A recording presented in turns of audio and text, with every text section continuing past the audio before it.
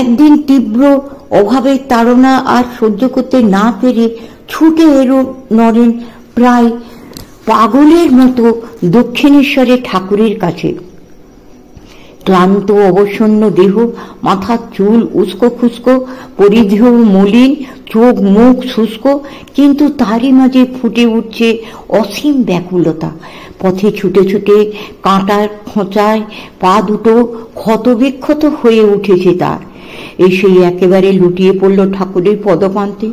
কি করি বলুন, কোনো মতেই তো কিছু করতে পারছি না। যেদিকে যা কিছু আশা ছিল সব শেষ হয়ে গেছে। মা ভাইদের শুষ্ক মুখ আজ যে দেখতে পাচ্ছি না। আপনার মায়ের কাছে বলে কয়ে আমাদের সংসারের দুঃখ মোচনের একটা উপায় করে দিন, নইলে সব গেল। দরদর করে জল ঝরে পড়ল নরেনের চোখ দিয়ে। বস বস। নরেনকে অধীর দেখে ঠাকুর সান্ত্বনার সুরে বললেন, আগে ঠান্ডা হো, তারপর অন্য কথা। অত অধীর হলে কি চলে রে? নরেনের ব্যথায় ঠাকুরের গলার স্বরও কেঁপে উঠল সমবেদনায়। নরেন যে কত বড় হতাশায় ব্যাকুল হয়ে ছুটে এসেছে নরেন অন্তঃপ্রাণ কোমল হৃদয়ে ঠাকুরের বুঝতে কি তা আর বাকি ছিল? নরেন একটু ঠান্ডা হলে তিনি বললেন, তা দেখ, আমি মায়ের কাছে কখনো কিছু চাইনি, তবে তুই চেয়ে দেখতে পারিস। কিন্তু তুই যে আবার আমার মাকে মানিস না। যাকে মানি না তার কাছে কি প্রার্থনা চলে রে বাপু? নরেন কি বলবার জন্য দৃষ্টি তুলে চাইল ঠাকুরের দিকে, কিন্তু ঠাকুর আগেই বলে উঠলেন, তা যা, আজ মঙ্গলবার আছে, মন্দিরের মধ্যে গিয়ে যা তোর দরকার মায়ের কাছে প্রার্থনা কর। যদি চাইতে পারিস অন্তর দিয়ে, মা তোর প্রার্থনা পূর্ণ করবেনই নিশ্চয়ই। সাকার দেবদেবীর প্রতি নরেনের তো বিশেষ আস্থা ছিল না, তবে সে চাইবে কেমন করে? ঠাকুর নিজে যদি চাইতেন তার জন্য, সেটা ছিল আলাদা কথা। যেহেতু তার বিশ্বাস আছে, যার বিশ্বাস নেই হৃদয় দিয়ে চাওয়া তার পক্ষে কি সম্ভব? নরেন ইতস্তত করতে লাগলো। জানা, ঠাকুর তারা দিয়ে একটু চড়া গলায় বললেন, দেরি করছিস কেন? আর দিনটা ভালো আছে, মা তোকে নিরাশ করবেন না। শুধু অভাবের তাড়নাই নয়, নিমেষে আরও যেন কার অভয় ইঙ্গিত পেয়ে ধীরে ধীরে উঠে পড়ল নরেন। দীর্ঘ সমুন্নত দেহ, আজানুলম্বিত বাহু, মণিমুজ্জ্বল ললাট, শিশু স্বভাব, সদানন্দ ঠাকুরের দিকে চেয়েও কেমন যেন একটা পরিবর্তন এসে গেল তার চিত্তে। ধীর পদক্ষেপে ঢুকল গিয়ে সে মায়ের মন্দিরের মধ্যে। কিন্তু এ কি? চমকে উঠল নরেন। সম্মুখেই নানা রত্নালঙ্কারে বিভূষিতা মায়ের রাজেশ্বরী মূর্তি শ্যামোজ্জ্বল রূপের আলোক প্রবাহে যেন উজ্জ্বল হয়ে উঠেছে চারিদিক। কে বলে প্রাণহীন পাষাণ মূর্তি, প্রতি অঙ্গ প্রত্যঙ্গে যেন অনন্ত কোটি প্রাণ খেলা করছে। রূপ রস গন্ধময়ী অসীম লীলাময়ী বিশ্ব প্রকৃতি, যা ব্রহ্মেরই বিভার। সেই বিশ্ব প্রকৃতি যেন এই মূর্তির দুটির মধ্যে বিম্বিত হয়ে উঠেছে দর্পণে ছায়ার মতো। চক্ষে বরাভয়, অধরে করুণা, ললাটস্থ তৃতীয় নয়নে প্রলয়ঙ্কর কলুষ বিনাশী অগ্নি, বাম করে দুষ্টঘ্যাতি শোণিত রঞ্জিত সুশানিত অসি, পদতলে নির্বিকার সচ্চিদানন্দ মহাকাল।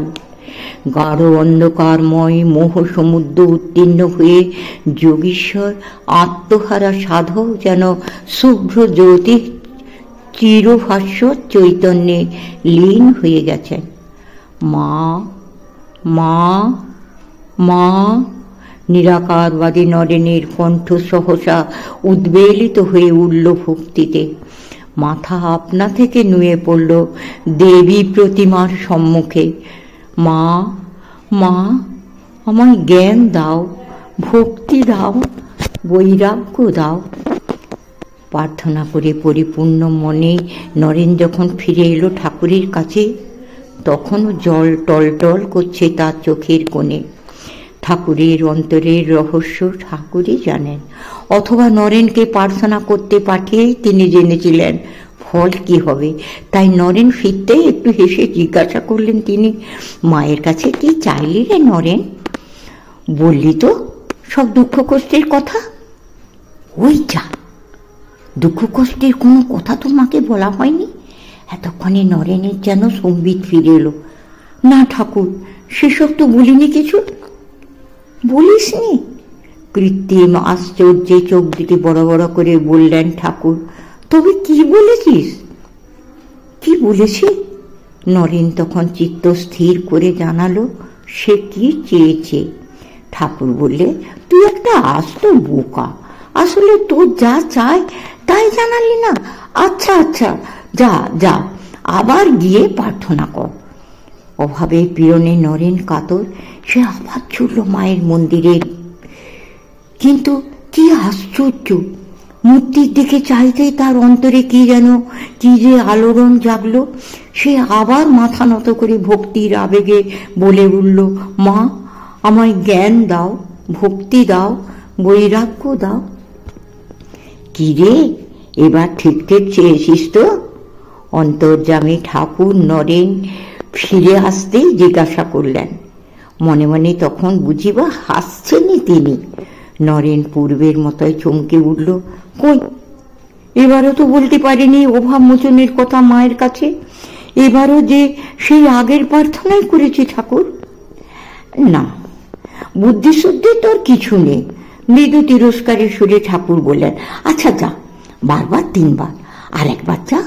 এবার কথাগুলো মনে মনে আগে হতে একটু গুছিয়ে নিয়ে তারপর প্রার্থনা করিস। আমি বলছি, মা তোর আশা পূর্ণ করবেনি। নরেন আবার ছুটল মন্দিরের মধ্যে। এবার সে রীতিমতো প্রস্তুত ও সতর্ক হয়ে এসেছে।